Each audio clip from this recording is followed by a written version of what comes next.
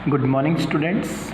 Hindi 8th class, जिसमें हमारी book का नेम है वसंत, उसमें हम फर्स्ट चैप्टर की आज रीडिंग करेंगे और इसके साथ साथ आपको इसके जो क्वेश्चन आंसर होंगे वो भी याद करने के लिए, जो प्रश्न उत्तर हैं वो याद करने के लिए दिए जाएंगे।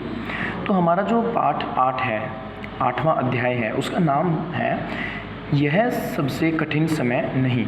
इसका थोड़ा सा परिचय मैं आपको पहले जब मैंने आपको शब्दार्थ करवाए थे उसमें दे चुका हूँ, और इसकी जो कवित्री हैं जया जादवानी, उसके बारे में भी हमने थोड़ा बहुत पढ़ा। आज हम इसकी रीडिंग करते हैं। तो इसमें क्या कहता है, कुछ उदाहरण देकर हमें कुछ समझाने की कोशिश की गई है। वक्त से और परिस्थितियों से कैसे हमें डटा रहना चाहिए, उनके बारे में कह रहा है। नहीं है, तो रीडिंग शुरू करते हैं। नहीं, यह सबसे कठिन समय नहीं। अभी भी दबा है चिड़िया की चोंच में तिनका, और वह उड़ने की तैयारी में है। यहाँ कहते हैं नहीं, यह सबसे कठिन समय नहीं। अभी भी दबा है चिड़िया की चोंच में तिनका, और वह उड़ने की तैयारी में है। अभी भी झरती हुई पत्तियाँ, अभी भी झरती हुई पत्ती थामने को बैठा है हाथ एक। अभी भी भीड़ है स्टेशन पर, अभी भी एक रेलगाड़ी जाती है गंतव्य तक। देखो, इन पंक्तियों में जो कवित्री है वो क्या कहना चाहती है। जैसे स्टार्टिंग की जो पंक्तियां हैं उसमें कहता है नहीं, यह सबसे कठिन समय नहीं है। यहाँ कवित्री कहना चाहती है कि अभी जो वक्त है ना, जिसे आप कठिन समझ रहे हो, वो कठिन नहीं है, वो मुश्किल वक्त नहीं है, वो बिल्कुल भी मुश्किल वक्त नहीं है। अभी भी दबा है चिड़िया की चोंच में तिनका, और वह उड़ने की तैयारी में है। कि जो चिड़िया है ना, उसने अभी तक अपनी चोंच में तिनका दबाया हुआ है, उसको गिरने नहीं दिया। भले ही शाम ढल गई हो, कुछ भी सिचुएशन हो उसके सामने, किसी तरह की भी परिस्थिति में खड़ी हो वो, लेकिन उसने अपना तिनका अभी तक छोड़ा नहीं है। वो उसकी चोंच में दबा हुआ है और वो उड़ान भरने की तैयारी में है, बस वो उड़ जाएगी। तो इसलिए वो ये नहीं सोच रही कि ये तुम्हारे लिए कठिन समय है। नहीं, अभी भी उसकी चोंच में तिनका दबा हुआ, तो कठिन समय नहीं है वो उसके लिए। और वो उड़ान भरने की तैयारी में, मतलब अपने घर वो लौटने की तैयारी में है। अभी भी झरती हुई पत्ती थामने को बैठा है हाथ एक। अभी भी झरती हुई पत्ती थामने को बैठा है हाथ एक। इसमें कहना चाहता है कि अभी भी झरती हुई मतलब गिरती हुई, कि पेड़ से पत्ते गिरने को तैयार हैं। पेड़ से पत्ते गिरने लग रहे हैं, लेकिन उनको वो ये नहीं कि ज़मीन पे गिरेंगे, नहीं, उनको संभालने के लिए नीचे हाथ हैं। मतलब जो पेड़ से पत्तियां गिर रही हैं, उनको डरने की ज़रूरत नहीं है, उनको थामने के लिए कोई ना कोई खड़ा है। उनको ज़मीन पे यूं ही बर्बाद नहीं जाने दिया जाएगा। यहाँ ये अर्थ है इन पंक्तियों का, कि पत्तियों को डरने की ज़रूरत नहीं है, उनके लिए अभी कोई कठिन समय नहीं है, उनके लिए तैयार बैठे हैं।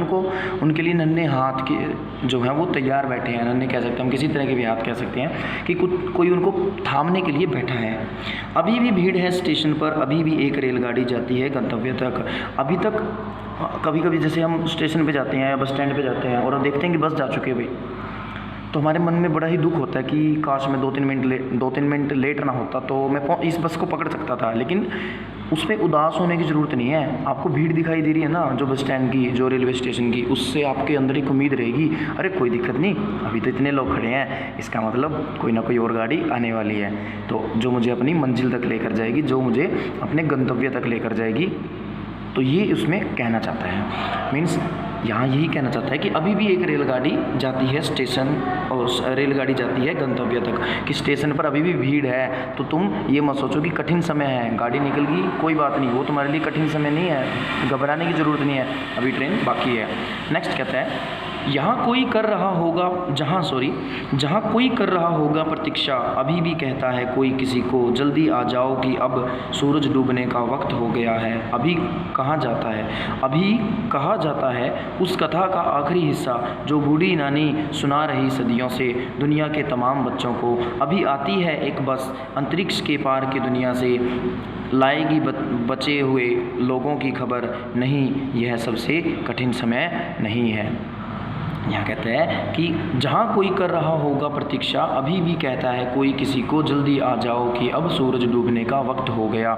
इसमें कहना चाहता है कि जहाँ कोई कर रहा है मीन्स कोई अभी भी किसी के इंतज़ार में बैठा हुआ है, कोई व्यक्ति है, कोई किसी तरह का मतलब जो पर्सन है वो अभी भी इंतज़ार में बैठा हुआ है किसी दूसरे अपने के इंतज़ार में, तो वो इस उम्मीद में बैठा है कि अभी भी सूरज डूबा नहीं है, डूबने का वक्त हो गया है लेकिन अभी डूबा नहीं है सूरज, अभी भी थोड़ा सा समय बाकी है, तो अभी भी मैं तुम्हारे मतलब हम तुम्हारी प्रतीक्षा कर रहे हैं, तुम्हारा वेट कर रहे हैं, तुम्हारे इंतज़ार में बैठे हुए हैं, तुम आ जाओ। तो यहाँ ये कहना चाहता है कि ये कठिन समय, ये मत सोचना कि दिन ढल गया, दिन अभी ढला नहीं है तो इसको तुम कठिन समय मत समझो, विषम परिस्थितियाँ मत समझो इसको, अभी भी वक्त पड़ा है, अभी सूरज ढला नहीं है तो अभी भी तुम वापस आ सकते हो, लौट आओ। यहाँ ये कहना चाहता है। नेक्स्ट कहते हैं अभी कहा जाता है उस कथा का आखिरी हिस्सा जो बूढ़ी नानी सुना रही सदियों से दुनिया के तमाम बच्चों को। मतलब अभी कहा जाता है, मतलब अभी यहाँ क्या भाव प्रकट कर रहा है, अभी शब्द यहाँ पर निरंतरता का भाव प्रकट कर रहा है कि आज भी बूढ़ी नानी जो हैं, जो ग्रैंड मदर होती हैं, नानी या दादी जो भी होते हैं घर में बूढ़ी होते हैं, वो आज भी बच्चों को वो पुरानी कहानियाँ, किस्से कहानियाँ आज भी सुना रही हैं जो सदियों से चली आ रही हैं, दुनिया के बच्चों को सुना रही हैं। वो जैसे पहले हमारे दादी और नानियाँ सुनाती थी, आज भी आपके नानी और दादी जो हैं वो आपको कहानियाँ सुना रहे हैं, आज भी वो सदियों पुरानी कहानियाँ हमारे बीच में मौजूद है, अभी भी जारी हैं वो। तो यहाँ पर निरंतरता का भाव होता चल रहा है इसमें अभी शब्द से।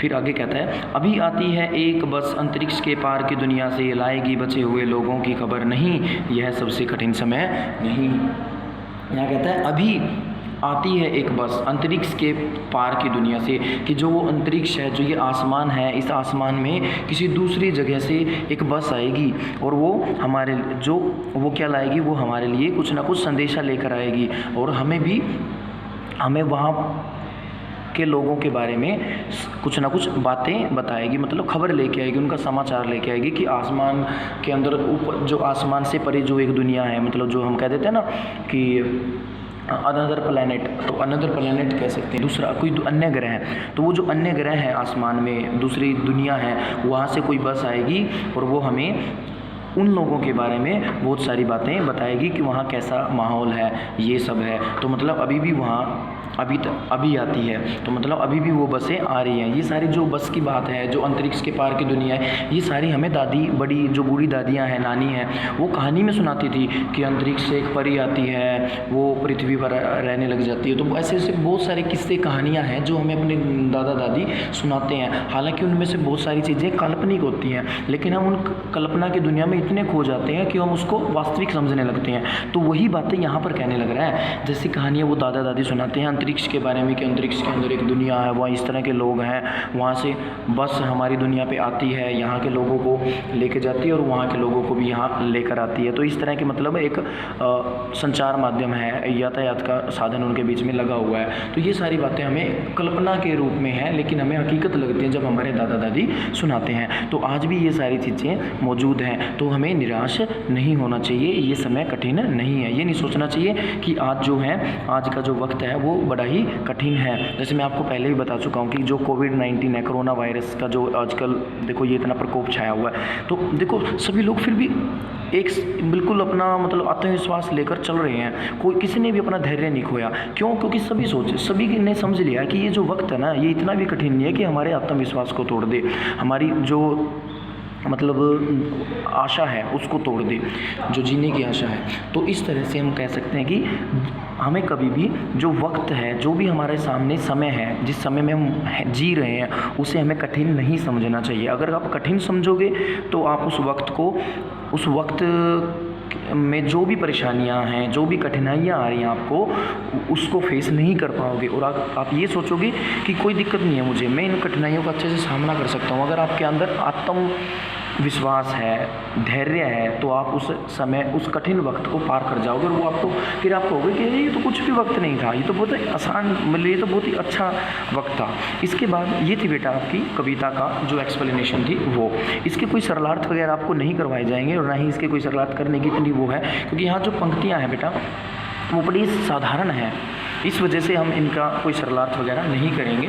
और उसके बाद जो है हमारा कुछ प्रश्नोत्तर हैं पाठ से, और उसके बाद इसके अंदर कुछ प्रश्नोत्तर हैं जो हैं वो हमारे आगे इसमें कविता से आगे और कई तरह के दिए हुए हैं। तो ये जो सारे आपके प्रश्नोत्तर हैं बेटा, ये सारे के सारे आपको एक अलग वीडियो में एक्सप्लेनेशन के साथ दिए हुए मिलेंगे। वहाँ आपको पूरा चैप्टर कंप्लीट करवा दिया जाएगा। तो बुक से आपका जो चैप्टर था वो मैंने आपको कंप्लीट करवा दिया है, और जो नोट्स हैं आपके उसमें से जो पोर्शन रहता है वो आपको नेक्स्ट इसके जो दूसरी वीडियो है उसमें मिल जाएगा। Thank you, have a good day.